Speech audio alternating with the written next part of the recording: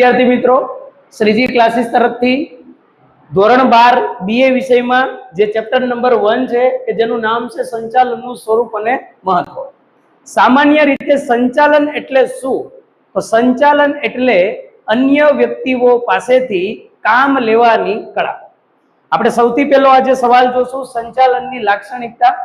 ઘણીવાર ઘણા વિદ્યાર્થીને મુદ્દા સરળતાથી યાદ રહેતા નથી, તો સંચાલનની લાક્ષણિકતા યાદ રાખવા માટે આપણી પાસે એક ફોર્મ્યુલા છે, 5 પ્રવૃત્તિ एक प्रक्रिया एक व्यवसाय। तो આપણે 5 प्रवृत्ति करશું।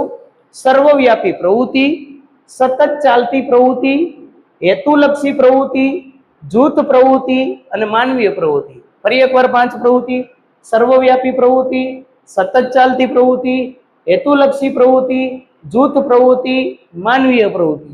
एक प्रक्रिया એટલે નિર્ણય પ્રક્રિયા અને વ્યવસાય એટલે વિજ્ઞાન, કળા અને વ્યવસાય।